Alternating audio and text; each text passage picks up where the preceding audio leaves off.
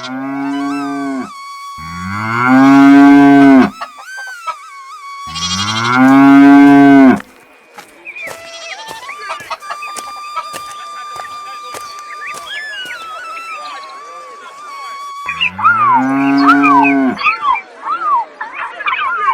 समय पहले की बात है। राजपुर की पहाड़ियों के बीच बसा एक छोटा सा शांत गांव हरिपुर। यही गांव था रघु का। एक सादा जीवन जीने वाला किसान। उसके परिवार में पत्नी सीता, नन्ही बेटी राधा और बूढ़ी मां विमला रहती थी। रघु के पास छोटा सा एक खेत था जिसमें वो खेती करके अपने परिवार का गुजर बसर किया करता था। उस खेत के उपजे अनाज से रघु के परिवार का साल भर तक का गुजारा आसानी से हो जाता था।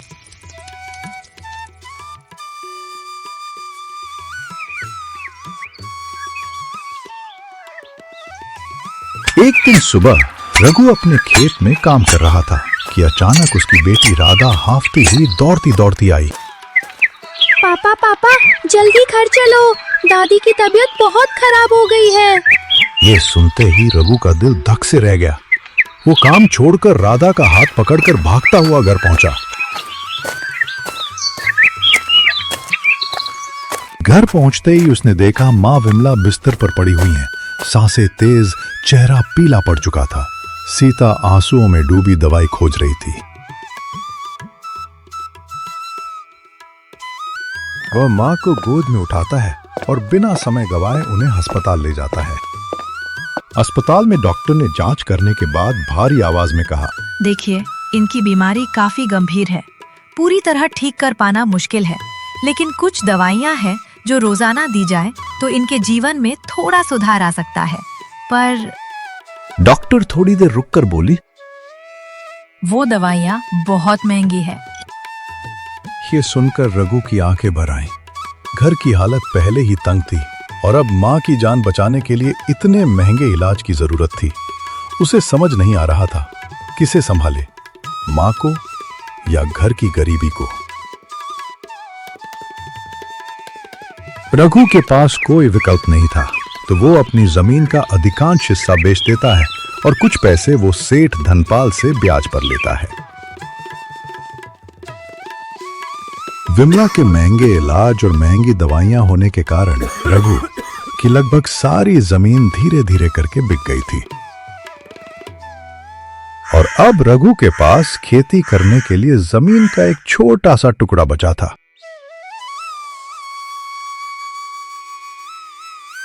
अब रघु के हालात पहले से भी दयनीय हो गए थे। अब उससे अपने परिवार का गुजारा चलाना भी बड़ा मुश्किल हो रहा था। उस छोटे से खेत के टुकड़े में इतना भी अनाज नहीं हो पाता था कि घर के लिए खाने लायक अनाज बचाकर उस सेठ धनपाल का कर्ज चुका सके। एक दिन सेठ रघु को अपने पास बुलाता है और कहता है, अरे ओ रघु, कर्ज लिए हुए तुम्हें बहुत दिन हो चुके हैं, वापस कब चुकाओगे?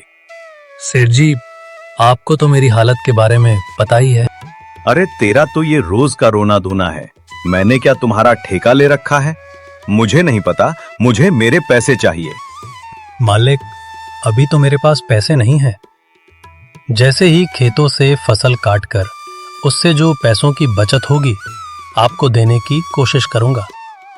अरे कोशिश करूंगा का क्या मतलब? मुझे मेरे पैसे चाहिए। मालिक, घर में बीमार बूढ़ी माँ है। माँ के इलाज करवाने के लिए भी मेरे पास पैसे नहीं हैं, तो आपको कहां से दूं मैं? ऐसा कहकर रघु रोने लगता है। रघु को रोता देख सेठ गुस्से में बोलता है, ओए सुन रघु, ये मगरमच्छ के झूठे आंसू दिखाना बंद कर। अरे बहुत देखे मैंने तेरे जैसे। पहले तो मुंह उठाकर पैसा मांगने आ जाते हैं और जब वापस देने की बारी आती है तब रोने का दिखावा करते हैं। अब मेरी बात को ध्यान से सुन। अगर 1 महीने में तुमने मेरा सारा पैसा वापस नहीं किया तो मैं तुम्हारा घर और जो बची खुची जमीन है वो सब छीन लूंगा। थोड़ा रहम करो मालिक, अगर आप हमारा घर ले लोगे तो हम कहाँ रहेंगे?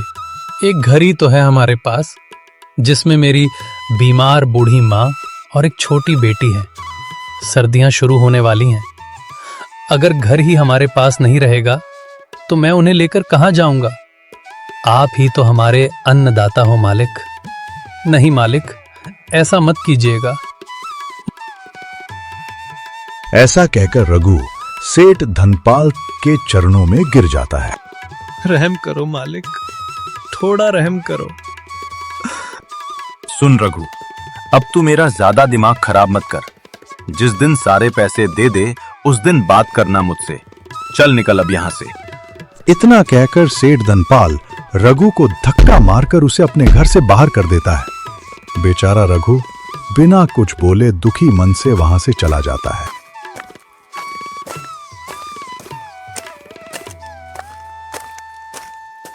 उसका मन अंदर से बहुत डर गया था। वो सोच रहा था कि अगर सेठ उसकी जमीन और घर ले लेगा तो सर्दियों में वो अपनी बूढ़ी बीमार मां, पत्नी और छोटी बेटी को लेकर कहां जाएगा। ये सोचते सोचते रघु घर पहुंच जाता है। उसकी पत्नी और बेटी घर के आंगन में बैठे उसका इंतजार कर रहे थे। अपनी बेटी को अपनी तरफ आता देखकर रघु अपनी आंखों से आंसू पोंछ लेता है। पापा पापा आ गए, आप माँ देखो ना, पिताजी घर आ गए। अरे मेरी प्यारी बच्ची, तुम यहाँ क्या कर रही हो? आज अपनी सहेली के पास खेलने नहीं गई क्या? बस पापा जा ही रही हूँ, आपको देखा तो रुक गई थी। पापा देखो ना, मेरे कपड़े कितने खराब हो गए हैं और अब तो सर्दियाँ भी आने वाली है। आप इस बार सर्दियों में मेरे लिए अच्छे से कपड़े ले आना। राधा की ये बातें सुनकर रघु डबडबा आंखों से उसकी तरफ देखते हुए कहता है, हाँ मेरी बच्ची, तुम फिक्र मत करो। इस साल सर्दियों में मैं तुम्हारे लिए बहुत अच्छे अच्छे कपड़े लेकर आऊंगा। सीता अपने पति रघु को अपनी आंखों से आंसू पोंछते हुए देख लेती है और वो समझ जाती है कि पक्का सेठ नहीं माना है। वो राधा को वहां से जाने को कहती है। अरे राधा, देखो पापा अभी थक कर आए हैं, जाओ अपनी सहेलियों के साथ खेलो। वह कब से तुम्हें बुला रहे हैं बेटा? ठीक है पापा, मैं खेल कर आती हूँ। थोड़ी देर में राधा के वहां से जाते ही सीता अपने पति से पूछती है, अजी क्या हुआ? अब बहुत परेशान दिख रहे हो। कुछ नहीं भाग्यवान, वो सेठ धनपाल कर्ज के पैसे मांग रहा था। बोल रहा था कि अगर 1 महीने में हमने उसे पैसे नहीं दिए तो वो हमसे हमारा घर और जमीन छीन लेगा। और सीता देखो, सर्दियां भी आने ही वाली है। अगर सेठ हमसे हमारा घर और जमीन छीन लेगा तो हम इन सर्दियों में कहां जाएंगे? ऐसा कहते कहते रघु की आंखों में आंसू आ जाते हैं। अपने पति की आंखों में आंसू देखकर सीता रघु की पीठ थपथपाते हुए कहती है, अजी आप चिंता मत करो, सब ठीक हो जाएगा। आज तक हमने किसी का बुरा नहीं चाहा, तो भगवान हम पर इतना निर्दय कैसे हो सकता है? देखना, कोई ना कोई तो हल निकल ही जाए। रघु और उसकी पत्नी की सब बातें अंदर चारपाई पर लेटी उसकी बीमार मां सुन लेती है और वो रघु को अंदर बुलाती है। रघु, ओ बेटा रघु, जरा इधर तो आ। अपनी मां विमला की आवाज सुनकर रघु उसके पास जाता है। क्या हुआ माँ? यहाँ आ बेटा, मेरे पास बैठ। रघु अपनी मां विमला के पास बैठ जाता है। तू मेरी चिंता मत कर बेटा, अब तो मैं बहुत बूढ़ी हो चुकी हूँ। मेरा तो समय आ गया है। पता नहीं कब भगवान का बुलावा आ जाए और मुझे जाना पड़ जाए। अरे माँ, ऐसी बातें क्यों बोल रही हो? बेटा, मैंने तेरी और बहू की सारी बातें सुन ली थी। मैं तो बस इतना कह रही थी कि तू अब मेरी दवाइयों पर जो खर्च करता है ना बेटा, अब वो मैं कर। तू अपना कर्ज उतार और अपना ये घर और ज़मीन बचा ले। देकर अब ये थोड़ी सी ज़मीन और ये घर ही तो बचा है तुम्हारे पास। अगर ये सब भी तुम्हारे हाथ से चला गया तो आगे क्या होगा तुम लोगों का? रघु चुपचाप सिर झुकाए अपनी मां की बातें सुन रहा था। माँ, तो ऐसा क्यों बोल रही है? अभी मेरे पास 1 महीने का समय है ना, तो देखना मैं सब ठीक कर दूंगा। चल माँ, अब तू ज्यादा बात मत कर, सो जा, वरना तुम्हारी तबीयत खराब हो जाएगी। और हाँ, किसी चीज की जरूरत हो तो बुला लेना मुझे। ऐसा कहकर रघु भी सोने चला जाता है।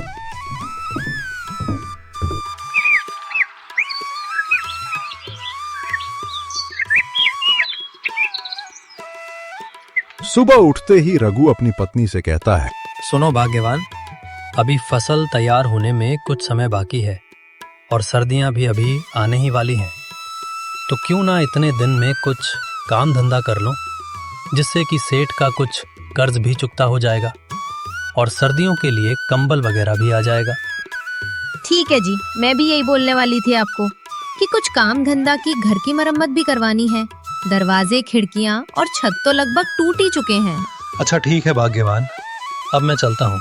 माँ को समय पर दवाइयाँ दे देना और राधा का भी ख्याल रखना। इतना कहकर रघु घर से काम की तलाश में निकल पड़ता है। रघु पूरे हरिपुर गांव में काम का पता करता है। आखिरकार शाम होते होते रघु को सेठ लालचंद के यहां मजदूरी का काम मिल जाता है। भगवान का शुक्र है, कोई तो काम मिला। रघु आज थोड़ा खुश था क्योंकि काम मिलने से उसके मन में एक उम्मीद की किरण जग गई थी, जिससे कि अब वो अपने घर और जमीन को उस सेठ से बचा लेगा। शाम हो चुकी थी और ऐसा सोचते सोचते वो अपने घर पहुंच जाता है। आ गए आप, कोई काम मिला क्या? हाँ भाग्यवान, गांव में वो सेठ लालचंद है ना, उसके यहाँ मजदूरी का काम मिला है। उन्होंने बोला है कि कल से काम पर आ जाना। अच्छा जी, सही है। फिर तो चलो, अब आप खाना खा लो और आराम करो, बहुत थक गए होंगे।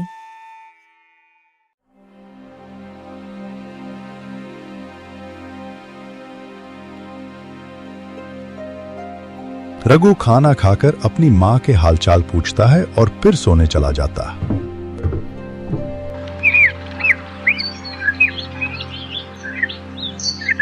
अगले दिन वो सेठ लालचंद के यहाँ काम पर चला जाता है और दिन भर वहां पर मजदूरी का काम करता है। इस प्रकार उसे काम करते करते लगभग 1 महीना होने को आया था।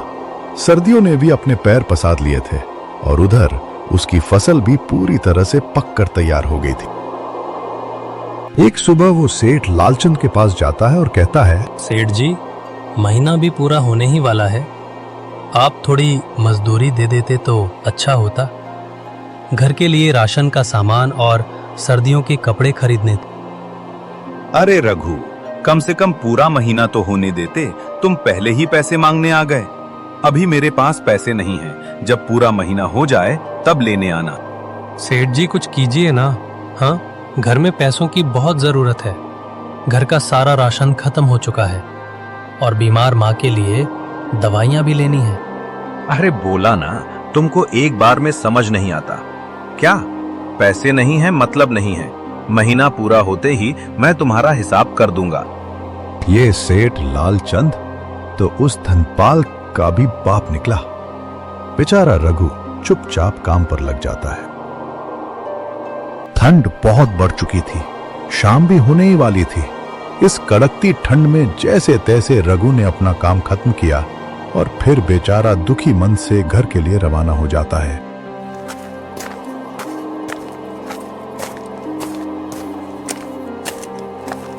रघु की पत्नी घर के आंगन में बैठी उसके आने का इंतजार कर रही थी। अजी, आज इतनी देरी क्यों कर दी आने में? और आपका मुंह इतना उतरा हुआ क्यों है? अरे भाग्यवान, अब क्या ही बताऊं। सेठ लालचंद से थोड़े पैसे मांगने गया था घर की जरूरतों के लिए, लेकिन वो तो गुस्से में मुझ पर ही चिल्ला रहे थे। बोल रहे थे कि 1 महीना तो पूरा होने दो, तुम्हारा हिसाब कर दूंगा। अजी, ये ऐसे लोग हमको ही क्यों मिलते हैं? लेकिन आप चिंता मत करो, मैं आज खेत जाकर आई थी। हमारी फसल पककर पूरी तरह तैयार हो गई है। कल आप काम पर मत जाना, हम फसल की कटाई करेंगे। अच्छा ठीक है भाग्यवान, लेकिन मजदूर को भी तो हक है ना, उसे पैसे समय पर मिलने चाहिए। किसी ने कहा है ना कि मजदूर का पसीना सूखने से पहले उसको उसकी मजदूरी मिल जानी चाहिए। लेकिन ये आजकल के सेठ लोग ये बात क्या ही समझेंगे। अजी, आप ठीक कहते हो, लेकिन क्या कर सकते हैं।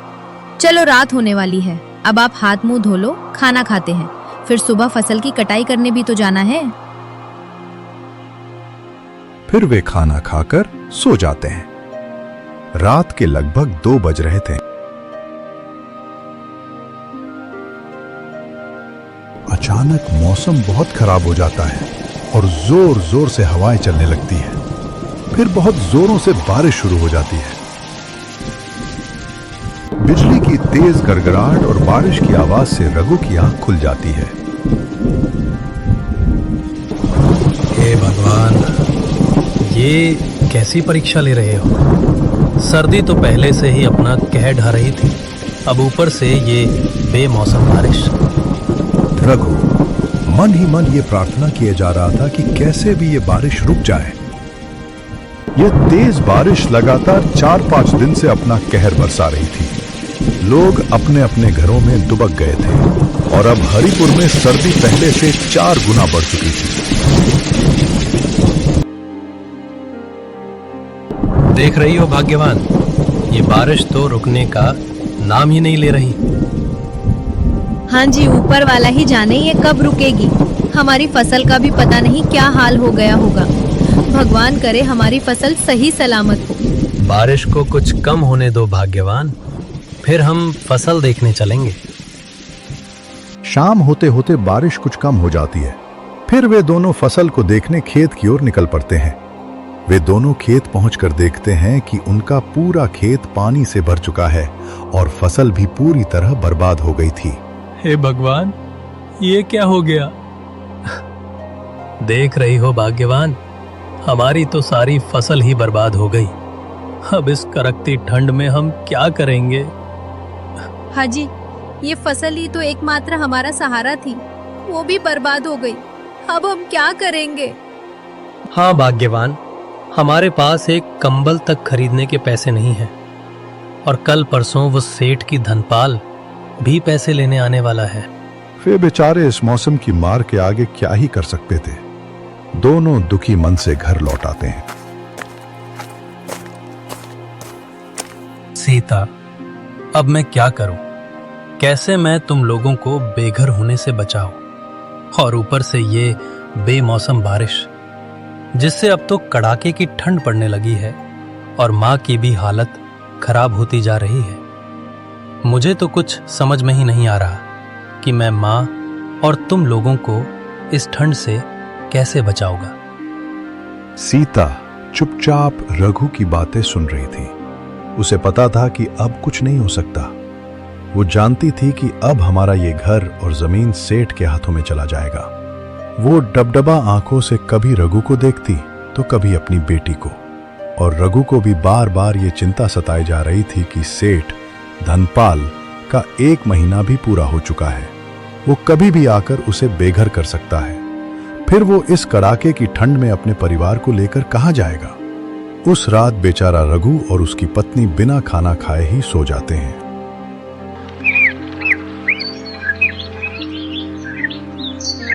सुबह होते होते बारिश भी रुक जाती है। रघु को दिया गया 1 महीने का समय पूरा हो चुका था और सेठ धनपाल अपने आदमियों के साथ रघु के घर पहुंच जाता है। रघु, अरे ओ रघु, बाहर आ जल्दी, बहुत ठंड लग रही है। सेठ धनपाल की आवाज सुनकर रघु को यह समझने में बिल्कुल भी देर नहीं लगी कि अब उसके और उसके परिवार के साथ क्या होने वाला है। क्यों रे रघु, हो गया पैसे का इंतजाम? नहीं मालिक, मैं अभी पैसे का इंतजाम नहीं कर पाया हूँ। रघु हाथ जोड़कर सेठ धनपाल के पैरों में बैठ जाता है और उससे कहता है, मालिक, कुछ दिनों का समय और मिल जाता तो अच्छा रहता। इतनी कड़ाके की ठंड में कहाँ जाएंगे हम लोग? कुछ तो तरस खाइए हम पर। मालिक, सेठ धनपाल गुस्से से आग बबूला हो जाता है और रघु से कहता है, अरे बहुत समय दे दिया तुमको। तुम भूखे नंगे लोग चले आते हो, पैसा मांगने और पैसा वापस देने के समय पर रोने लगते हो। बहुत हो गया तुम्हारा। अब तू मेरे सामने ये रोने का नाटक मत कर। इतना कहकर सेठ धनपाल अपने आदमी से कहता है, अरे ओ कालू और राजू, बहुत देर हो गई। इसको छप छप करते हुए इसकी माँ, बीवी, बच्चे और घर के सारे सामान को बाहर फेंक दो। सेठ के इतना कहते ही वे दोनों रघु के घर का सारा सामान बाहर फेंक देते हैं। ये सब देखकर राधा बहुत ज्यादा डर जाती है और अपनी माँ सीता से लिपटकर जोर जोर से रोने लगती है। थोड़ी दया करो मुझ गरीब पर। इतनी ठंड में मैं अपनी बीमार माँ और छोटी बेटी को लेकर कहाँ जाऊंगा? ठंड से मेरी माँ मर जाएगी। मालिक तरस खाओ हम पर, थोड़ा रहम करो मालिक। सेठ धनपाल रघु की एक नहीं सुनता है और उसके सारे सामान को बाहर फेंक देता है। रघु और उसकी पत्नी सीता रोते रोते अपना सारा सामान जमा करने लगते हैं और उनकी बेटी राधा अपनी दादी के पास खड़ी अपनी छोटी छोटी आंखों से अपनी मां और पिताजी को रोते हुए देख रही थी। सेठ धनपाल उन बेचारों को बेघर कर देता है। रघु अपनी मां, बेटी और पत्नी के साथ रोड के किनारे एक पेड़ के नीचे बैठ जाता है। जैसे जैसे रात होने लगती है वैसे वैसे ठंड भी बढ़ने लगती है और चारों ओर कोहरा भी छाने लगता है। ठंड से बचने के लिए उनके पास कंबल भी नहीं थे और जो थे वो भी इस हालत में नहीं थे कि उनसे ठंड से बचा जा सके। रघु लेकिन ठंड इतनी थी कि रघु की मां ने अपने दम तोड़ लिया। माँ, माँ, दादी, दादी।